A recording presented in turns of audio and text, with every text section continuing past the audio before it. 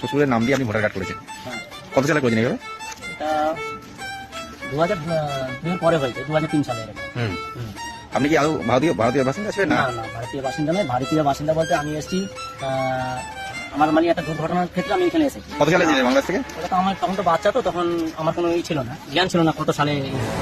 কত বছর আগে এসেছেন? মোটামুটি আমার এখানে আসা হয়েছে 35-এর উপরে হয়েছে। কোথায় ছিলেন প্রথমে? হাওড়া তসিয়াল ছিলাম, ওখান থেকে এসে আমতায় ছিলাম, আমতা থেকে বাংলা চরপুরে ছিলাম, তারপরে বিয়ে সাথে করে এখানে আসি কুড়িলাছি। এই যে ডকুমেন্ট কি করে তৈরি করছে ভোটার কার্ড আপনার? ওটা তখন আমাদের গ্রাম থেকে আর কি করা হয়। শ্বশুরের নাম দিয়ে হয়েছে? হ্যাঁ, না, শ্বশুরের নাম দিয়ে করেছি। যখন আমার বিয়ে শাদী হয়ে গেছে, তো সে কোথায় যাবে? আপনি কি এখন এসআইআর ফর্ম ফিল আপ করেছেন? না, এসে ফর্ম ফিল আপ করেছি, যাতে আমার কাছে ফর্ম এসছে, ওই জন্য আমি ফিল আপ করেছি আমার শ্বশুর নাম। এরপর আপনি কি করবেন, ডকুমেন্টস কি করে দেবেন বাবা?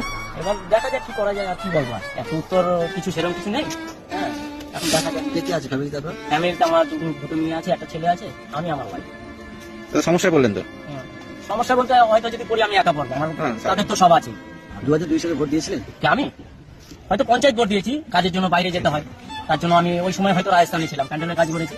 হ্যাঁ, ওই সময় রাজস্থানে ছিলাম। যদি ওই সময় থাকতাম হয়তো আমার 2002 সালের ভোটার লিস্টে আমার নাম থাকতো। আপনার নামটা? খলিল মোল্লা, মোহাম্মদ খলিল।